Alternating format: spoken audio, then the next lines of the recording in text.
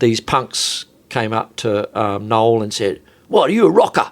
Because he had a kind of almost like a Drake coat, but not quite. And he went, "No, I'm a New Zealander." And they sort of talked amongst each other and went, "Oh, well, all right then." And then off they went. And you get away with it. They couldn't process it, like it was not a tribe that they recognised.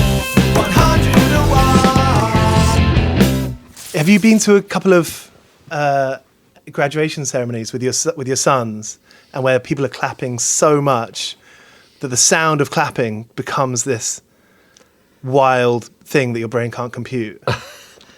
I have not thought about that. I have been to a couple of graduation ceremonies, although generally much younger. Our kids didn't really go, probably because I had never gone to university. They just thought that was accepted, that they don't have to graduate. Right. So I haven't really, but I've been in situations where clapping is quite oppressive. Yeah. A lot of it. And especially I've lost a lot of top end in recent years. And I think maybe that's a slightly compensatory thing. Yeah, I mean, that's a serious thing. I mean, have you thought about your hearing? Is that something that you've put thought and mind into? I try not to think about my hearing because I know I've lost some, and it's just cymbals and guitars that have knocked out a little bit of high frequency. I did get my ears cleaned the other day for the first time in a long time, and the guy that did it, you could tell to be an audiologist, you probably have to take great pleasure in getting big dobs of wax and looking at him. He was excited to find what I had in my ear. Were you? And he insisted on showing me. I didn't really want to see it. And it was all blocked from being swimming in the ocean as well. And but I consider it my friend generally because it stops my ears from getting really loud frights. But having said that, I'm much better with my ears clean now. So you didn't see it? I did look at it. I did. I said I didn't really want to, but he just showed me anyway. He didn't care. He was joyful about it. That's funny. But coming back to London, I mean, let's start with London, because you had some years here with Split Ends. You went to Luton. You got some Luton memories. The Luton tapes. There you go. We recorded at a studio in Luton, Quest Studios, I believe, and actually it was run by Bryce and Chris, who ended up managing Radiohead, and we were able to converse and share stories about that when I met them a few years later. I didn't know that at the time, but we were really cramped in a little place, and Noel Crombie was in the bathroom with his percussion set up, and but we did some very spirited recordings in there. What was it like back then? Because from what I've read about that time, is you came over to, as part of your career, as part of your music career, the music industry in London was happening, post-punk and punk rock was in its throes. You didn't quite fit into what was happening at the time. So it sounds like, it was a bit of a scrap in London for you. Yeah, well, it's always there's a lot of acclimatising about coming to London for any young band, and I joined my brother's band. They were already here. They'd already done some of the hard yards, and they'd built a live following up. And initially, even getting gigs was hard. There was no agency that wanted them initially, and but then they had a record deal with Chrysalis, and I came over. I was pretty lucky, really. I was only 18 at the time, so we were not in great shape. Certainly not financially. We were living on £20 a week or something, and scraping it together, but it didn't felt glamorous to me. I felt like I was. Yeah. We had a crew. We had one crew guy, which was pretty good for starting out, and we were doing gigs and had pretty good audiences. We were playing to 500 people at universities, and so it was certainly not too scrappy. Bottom rung. I not too scrappy, and I felt pretty lucky about that. But we were sort of at the tail. Punk was in full flight when the band was. We observed it, and initially we were actually taken in to some degree by that audience because they knew that we were extreme, and that was definitely of the moment. They wanted something that, but in the end it was too overtly art school for them. And in fact there was a story in Melody Maker written by somebody that took issue with Split Ends and Deaf School as being too art rock. Can we support them? Are they punk? And obviously we weren't punk. We were quite sophisticated in terms of the way we arranged our songs, but we had a pretty wild ethos at the same time. So the lines were drawn, but even just before I joined the band and they were first playing gigs here, they had like Susie Sue sitting on the front of stage and looking at Noel Crombie, who was the sartorial face of Split Enz and had the really crazy haircut and stood there and did nothing all night really, and then all of a sudden he'd break out after 20 minutes of doing nothing and do a dance, and everyone would go completely crazy, and then they'd watch him waiting for the next thing to happen, you know. So there was some kind of affinity there initially, but then the lines got drawn. And what were those kind of drawn lines? Well, we weren't punk, you know, and punk was definitely the only show in town. For certain, at a certain point, it's quickly evolved to you know, I guess what we now call post-punk. It's back. Well, it's been back for a few years, isn't it? Well, I was just hearing about it, and the term emo is being bandied about again. Is it? Yeah, apparently, yeah. It's like, you know, bands like Paramore and stuff who are... yeah, I mean, it's amazing how things come around. I mean, I guess is that early 2000s? I don't know. Yeah, early 2000s. Because I think the 90s almost got bypassed, didn't they, really? Well, 90s, there was the kind of sweater emo. So if you were like a cool kid, you'd know about the sweater emo, which is like Texas Is the Reason and the Get Up Kids. And then that kind of became into the pop world with Paramore and Fall Out Boy in the early noughties. Yeah, that's right. Well, that's now back with a vengeance, apparently, in America anyway. Yeah, I mean, things come and go. We just sort of, we're always slightly adrift of the times, and so slightly adrift of the comebacks as well. But there is something quite nice about that as well, because we can't sort of be, we can't be thrown out with last year's fashion, you know. There's always going to be trends in music. You mentioned earlier how in NME and other magazines there would be this tribal thing. Oh, yeah. That no longer exists. For the best, but isn't it funny that those kinds of magazines would have a real defining thumbprint on your forehead? It was an incredibly tribal atmosphere when we first came to live here, and that's unusual. Even like to the extent that people were following football, you know, and at that point there was riots every Saturday, more or less. We'd come out inadvertently out of a sound check in Birmingham. And find the streets completely inhabited by rioters and, you know, police, and they could have to hide in the doorways of shops, and it sounds terrifying. It was scary, yeah. And then you get into a tube station at 3:00 in the afternoon, and it'd be absolutely quiet as anything, and all of a sudden you'd hear this noise coming from the distance, and there's crowds of young men just suddenly appearing on the station, and you know, you fear for your life at times. So. Luckily, we were New Zealanders, so we could just talk like New Zealanders, and that would get us off the hook. They'd want to know, you know. There was a famous incident once with Noel Crombie in Kings Road, and this is around the time I joined the band, 1977, and these punks came up to Noel and said, "What, are you a rocker?" Because he had a kind of almost like a drape coat, but not quite. Yeah. And he went, "No, I'm a New Zealander," and they sort of talked amongst each other and went, "Oh, well, all right then." And then off they went. You get away with it. They couldn't process it, you know, like it was not a tribe that they recognised.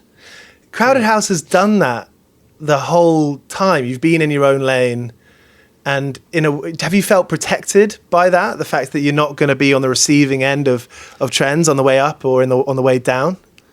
Well, well, in a way, I think it's proved to be quite a good place to be. There's certain times where it used to be annoying that when occasionally somebody would go, "Well, you know, I really like Crowded House. I know that's not cool." You know, they'd always have to put a preface on it, like, "I know that's not regarded." You said, "Well, why would you bother saying that? You know, like, if you like us, what the hell?" Yeah. So, but only, you know, I mean, I pretty quickly figured out that it wasn't possible to be part of a scene when you weren't living somewhere, and so we weren't here. We weren't. We just existed in our own little world, and we were quite happy. I was in 2 bands, Split Enz to start with, and you inhabit some kind of weird little family group that we didn't. We just really stuck to ourselves. We had a few friends here and there, and we related to some other bands that were around and got to know some other people, but we were very insular and very self-contained, and same with Crowded House. And even when we were enjoying, you know, great success here, it didn't mean we necessarily expanded our frame of reference. Right. And it's in a way that does protect something. It protects an inherent strength. There's a strength in that. You can withstand the slings and arrows of whatever comes your way. I think for solo artists, it's particularly difficult when you're on the way up and getting really successful, because suddenly everything's about you. Every conversation's about you. And you've got no mates to share it with, particularly. And not in photo sessions even, you're there stuck on your own. For some people are good at it, but I think it's a lot of personalities can't cope with that. I think bands have that over being solo because you've got mates to share it with. Yeah, and it's fun to share celebration. So you celebrate, you share the losses, you share the wins. That's right. It's all human. Yeah, and I mean, you can withstand you get a bad review or something, and if you've got your mates and got someone to share it with, you don't get so shaken by it. 101 part-time jobs is what this show is called. And, I started off interviewing friends' bands because they were coming home from tour and working at a pizza restaurant and then burning their bridge when they quit that and then working somewhere else the next time they got back. And over the years, I'm interviewing more and more people who play music for a living. Yeah. And I've realized that those 101 jobs, they don't go away, do they? There's always going to be a list of things that are on your mind, things you need to take care of, things you need to lay in the balance. Like we're talking about just then, being able to share things and being able to work as a team and being in your group. But that's still, it's brain work, right?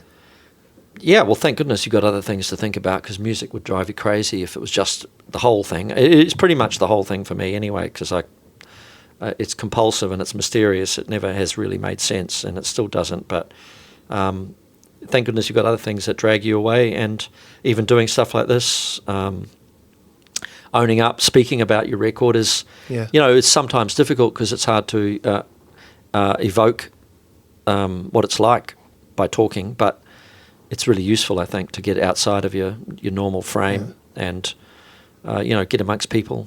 Yeah, we hear about it we hear a lot about therapy now and how talking is a big important thing, and it's always been that way, right? I mean, I think in the way that you might say it takes a village to raise a kid, and if you're from a big family, maybe you're used to, even if you're shouting at each other half the time, you can understand one another and grow this kind of empathy.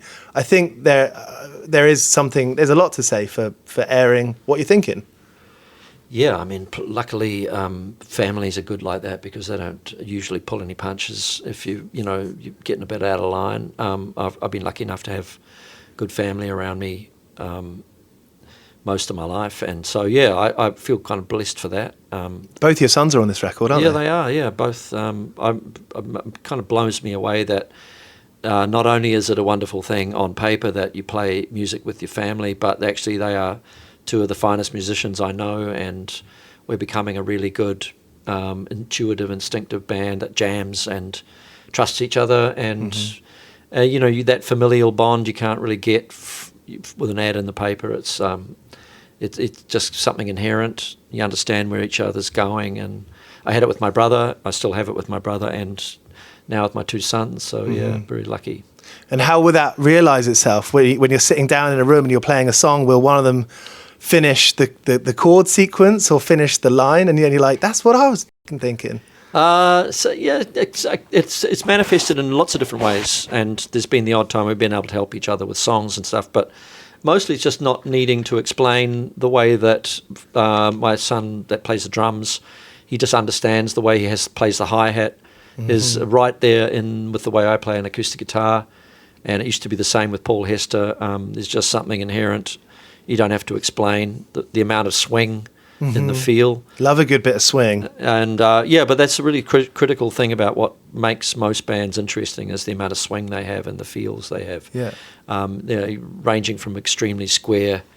And there's some bands that, like some of the metal bands, are incredible, the way that how square their feels are, but that has its own power. And then, the more swing you get, the more sort of...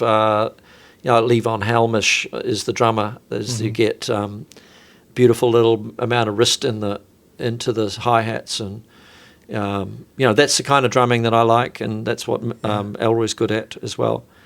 But it defines the characteristic of the band, how easygoing it sounds or hard rocking. Have you managed to keep it fun?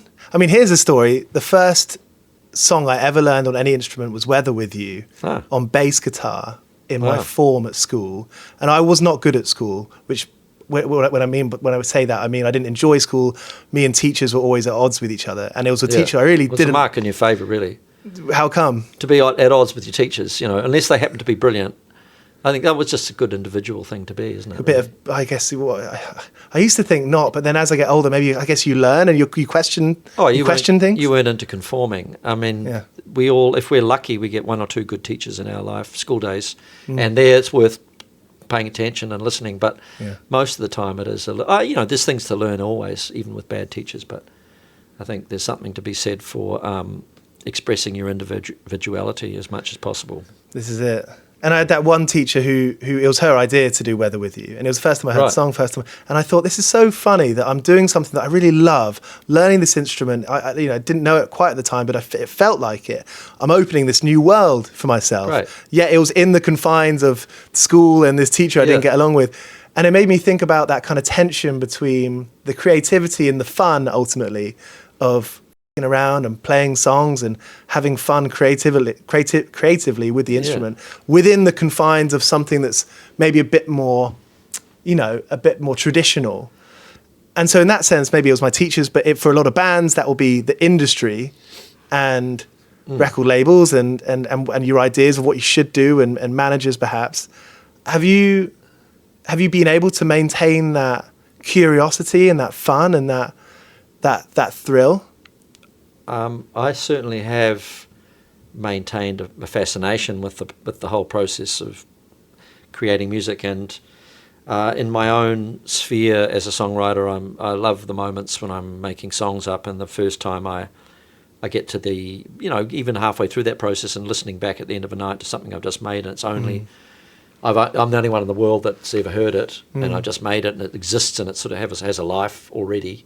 That's a super thrilling moment, and fascinating, and then there's the beautiful moments in rehearsal where the band takes a song and it kicks into life, and you feel something in it that's a power that you didn't imagine when you wrote it. That's a tremendous feeling, and it's completely magical. And then that can happen on stage as well, where an audience will lift something to a great height and the band will kick into a new gear.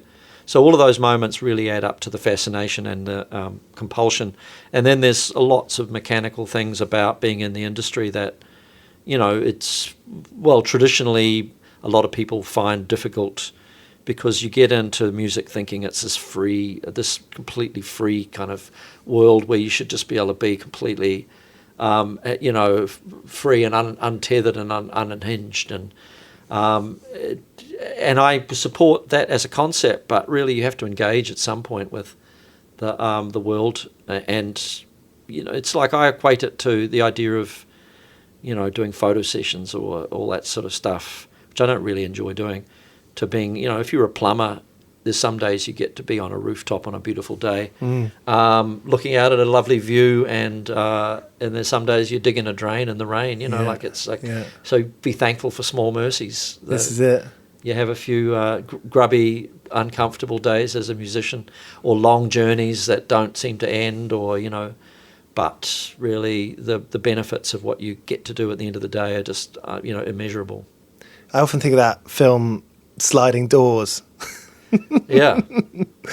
And that kind of messed me up. That was the first time in my life I thought, oh my God, there might be an alternative reality, and that kind of messed my mind a little bit. But those big ideas, I mean, those become kind of superstitions in a way. Have you ever had a superstition? I had a superstition. Not really, no. I don't actually. I'm not a superstitious guy. You're better off for it, I think. Yeah, I don't have a lucky pair of socks or anything like that. I have things that I've realised I prefer. Like I prefer not seeing anybody before a show. Any guests, because I like to be in my own little space. But that's not a superstition. That's just process. Taking care of yourself.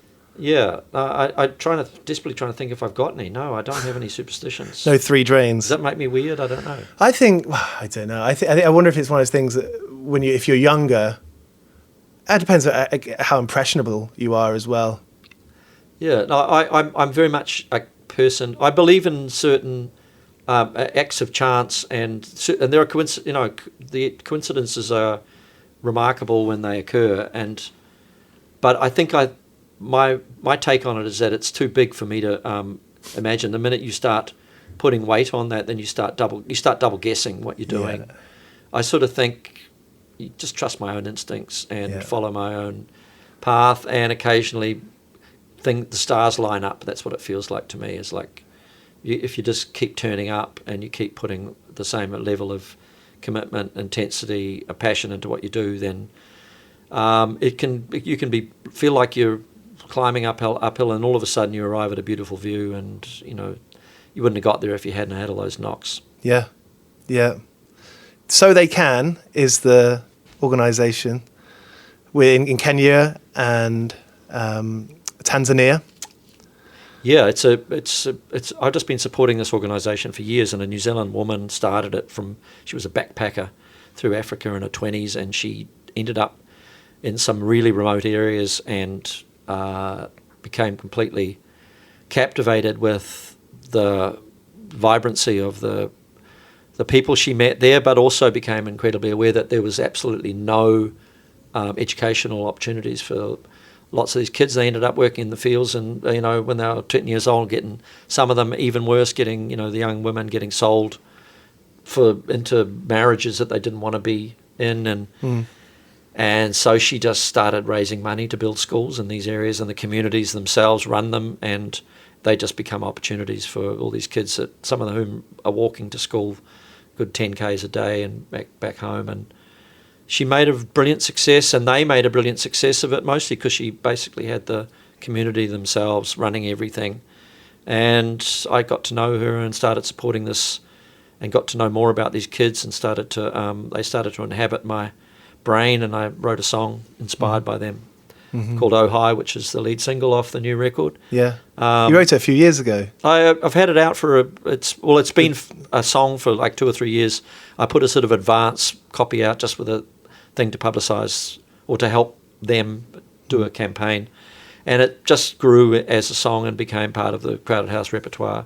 Yeah. And the record company were keen to put it out as a first single, so what the hell, it's great. Yeah, excellent. Yeah. And you get a chance, and you get to talk about it. And I get to talk about it. I'm going to go and visit them in July at the schools.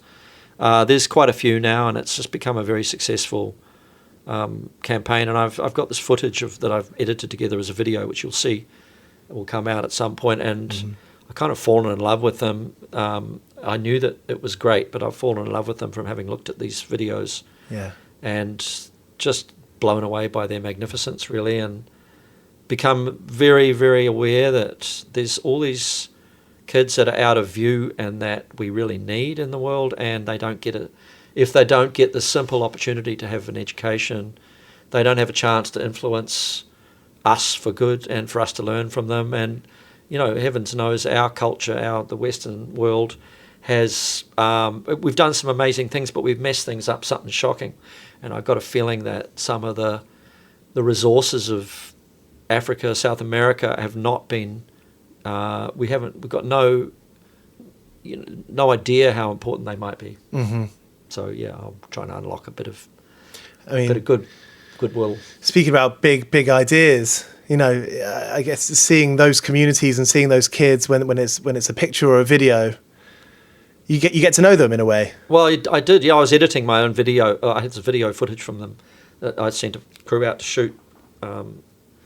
And yeah, I just got to know them really well. Yeah, so I was and just totally taken with them, and going to go and visit them in July. And it just seemed like, especially now, it really feels like a lot of people are trying to find a way that to have an effect on, a positive effect on your time on the planet. Yeah. And the world's problems are so huge that a lot of the time you just go, I can't do it. It's too big for me. It's overwhelming. And maybe music is enough to play music, and it sets a really beautiful scene for people to have good thoughts and imagine good things. But it suddenly started to feel like I want to have something to work for when I'm out there making music. I want to have something I really believe in that gives it an even deeper agenda, and something I can affect. Mm-hmm. Something I can have a positive effect on, and something inspirational. So it's a two-way communication. I'm not expecting people to support a song because of this particular attraction to this cause. You don't need to know about that, really. The song should stand on its own, but for me it gives it a lot more depth and a lot more reason to work hard. You've got involved in legendary New Zealand punk rock label Flying Nun Records. I was for a time. I'm not now. It's moved on to its original owner, back to the original owner and somebody who was deeply involved in it. But there was a point where I got involved and put some support into keeping Flying Nun alive, really, because it was probably about to go down, maybe forever. And there's such a long legacy of great music come through that label that it would have been a great shame. So I think it's transitioned, and it's now in a pretty good shape. For people who don't know Flying Nun Records, I grew up with punk rock and hardcore and only just discovered them a few years ago. I've heard of The Clean, and Anything Can Happen was on so many playlists I had on Spotify. But for people who don't know about Flying Nun Records, how do you sum them up to someone you've just met? They were a backyard record label in Dunedin, came out of Dunedin in a period where there was a lot of bands suddenly sprung up in Dunedin University. And I would say there was diversity within those bands, but I think there was a lot owed at the time to bands like Velvet Underground, probably some of the English bands. Joy Division was huge in New Zealand, actually. It was #1 record in New Zealand, Love Will Tear Us Apart. That was the number one? It was a #1 record in New Zealand. Was the number one in England? I don't know that it was, but yeah, I'd have to Google that. That's cool. So were people getting it on import? And paying a lot of money for it. How did it work? In those days, it was people coming back and with some in their suitcase, and there was probably the John Peel show was. It wasn't listening to live, but maybe that was getting. Yeah, New Zealand had a pretty alternative scene. There was nothing going on in New Zealand really at the time, and then all these bands sprung up in Dunedin, and a little community, and they were supportive of each other. It was very much, do-it-yourself mentality. Records often didn't sound very good, but they had a real spirit, and people couldn't play necessarily that well. I guess it was at the time just post-punk, and they were kind of a bit snooty and sort of didn't like anything else. Just it was all as bands should be. They should always be completely dismissive of everybody else. And we were probably, I think Split Enz probably enjoyed some favour in the early days with those people, but we were probably dismissed as soon as we got successful.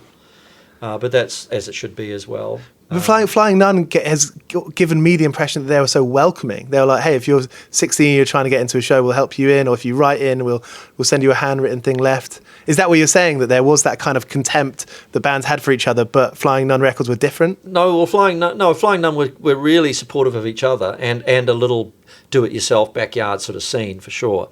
I'm just saying within that community, they were probably contemptuous of all the mainstream acts. Anybody getting successful, because they were like, and they had a few charting. Like I think The Clean actually charted in New Zealand on their first couple of records. But excellent. To chart in New Zealand, you probably only needed to sell 100 records in a week. So. Do you like the Beths?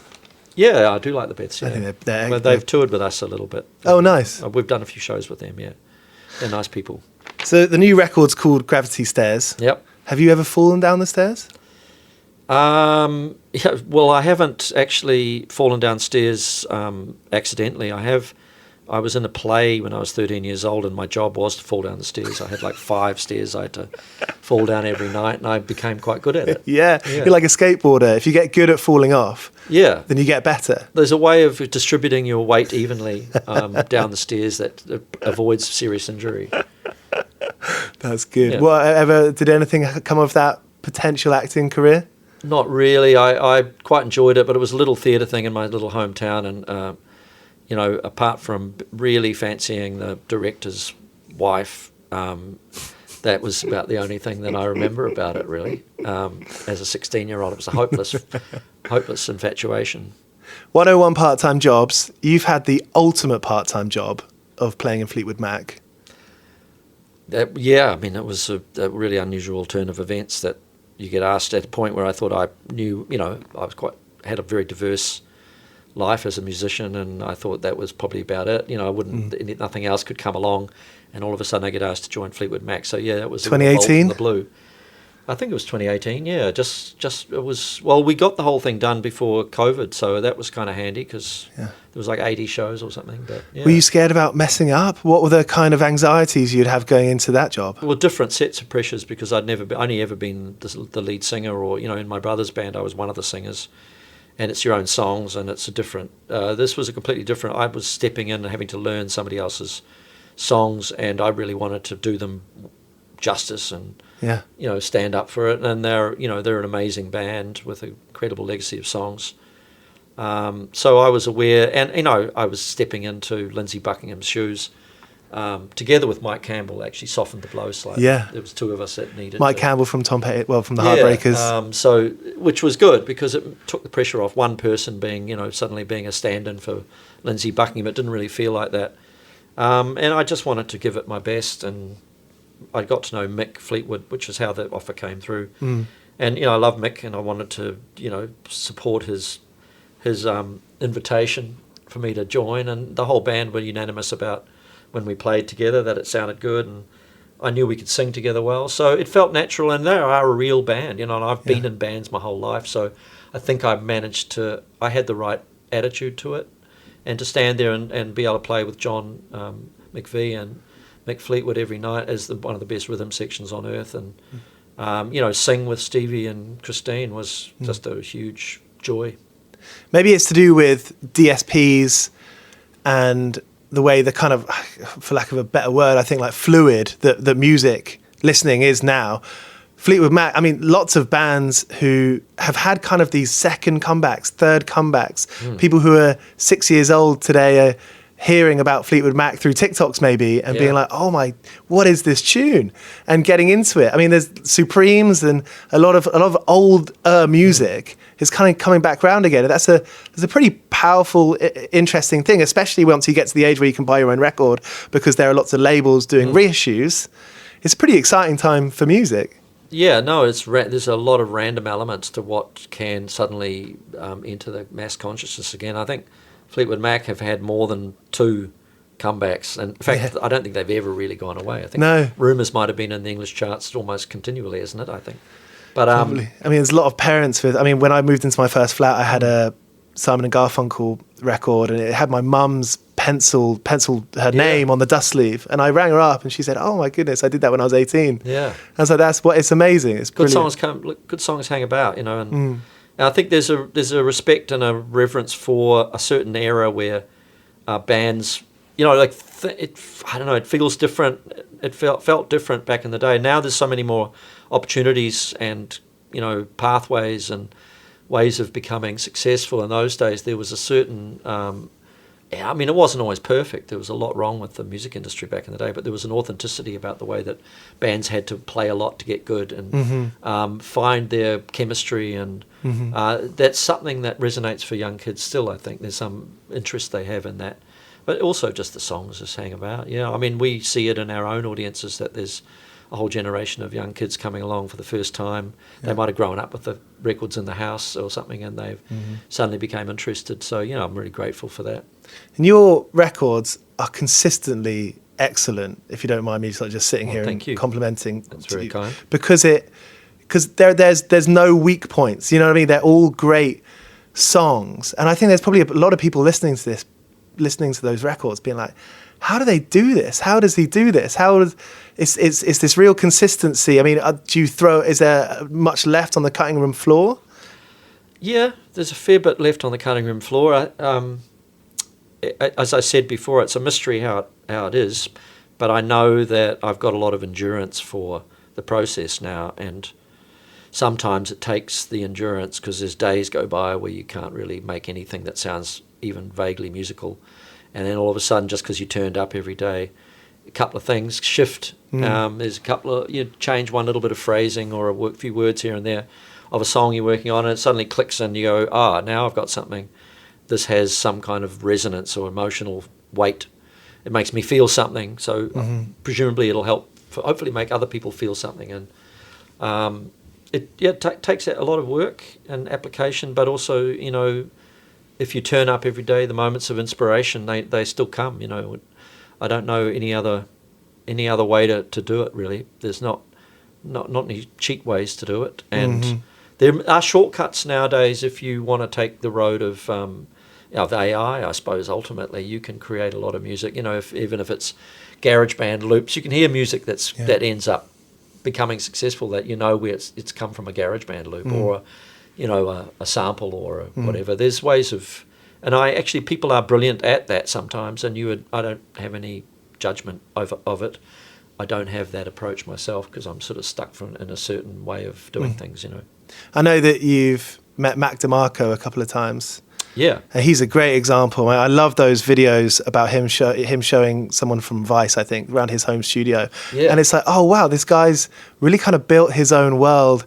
And when we listen to those records and see him live, we're kind of invited into that careless, that free world that Mac DeMarco inhabits. And that comes to mind when you talk about people who do it in different ways. Yeah. I don't know if he loops. I don't know what his process is, but it makes me think of him because I think he does anything that feels good to him, and he's got an old-fashioned aesthetic and sense of all the gear he's got in his room. I've been in his studio, and it's just.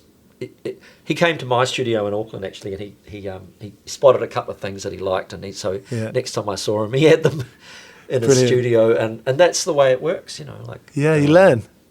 Jeff Tweedy came in to our studio in Auckland, and he particularly liked an acoustic guitar I had, which he went and bought the same model of, and a Roland drum machine. I think maybe it was I can't remember the name, CS 74 or something. I don't know if I got that name right. Bad numbers. Same. Yeah, but that's what I've done the same thing. I go and see somebody with a bit of gear and think, oh, that'll be useful. It's made round to go round. There's no difference to that than when you're a teenager or a young teenager. You go on a sort of a friend date, and you see that your friend's got their, the feng shui of their bedroom set up somewhere in a particular way. I'd run back and then change my bedroom to. Well, that's right. That's like we're all just victims of wanting to emulate people we admire. But hopefully you get it wrong, because when you get it wrong, it becomes your character, not theirs. Right. I've got a couple more questions left. Thank you so much for being up for this, Neil. When you go to the practice room and it doesn't come, and the words don't match up, and you're not sure quite what to do, what do you do? Usually just try and occupy myself with some task that needs doing. I'll go to a session where I've been meaning to add a bass guitar, and I'll do a bass guitar, and come back to something later.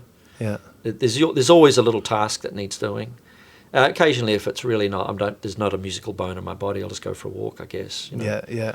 Go for a swim. I just got into the elliptical at the local gym. Oh. And I do my emails, or I do whatever I need to do, and because I go off working off a creative mindset. That's where my fun is. Yeah. So once I do that, it has.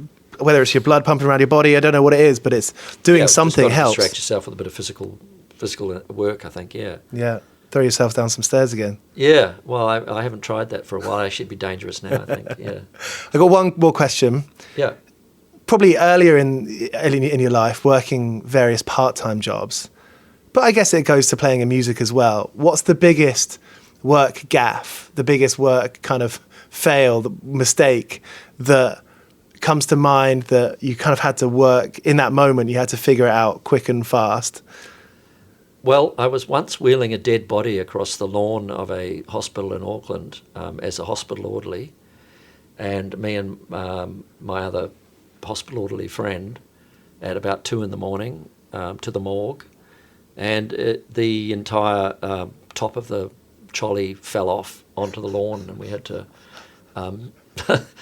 lift this unfortunate body back on the. Yeah, that was we were just terrified we'd been spotted by the hospital staff, but we weren't. We got away with it. Well, it can't be we were respectful of the return, and it was just an honest mistake. It was a turn in the path that we weren't expecting, and true story. And so there was no real safety things going on there. It was more like, here's a body in a wheelbarrow. No, it wasn't in a wheelbarrow. God, it wasn't that primitive. I had wheelbarrow. No, it was in a trolley, like a gurney or whatever they call them in a hospital, and it had a cover on top of it, which respectfully placed on there. The cover fell off, and with it the poor unfortunate body. So we were young and experienced hospital orderlies, and we were called upon at 2 a.m, and the part of the hospital where we were in had no morgue, and so we had to transfer it. But you asked, and that's probably my most embarrassing gaffe. Character building. Thankfully, nobody witnessed it. It wasn't filmed. It's not on social media. It's about to be. Well, what the story is. it's long gone now. Thank you so much, Neil. All right, mate. Thank you for the time. Cheers. If you enjoyed this chat, make sure you subscribe to 101 Part-Time Jobs for more. We've done episodes with Idols, Yard Act, Self-Esteem, King Gizzard and the Lizard Wizard, and so many more. We put out 2 episodes every week, and we'd love to have you there. Subscribe to 101 Part-Time Jobs on Spotify, Apple, and everywhere you get your podcasts.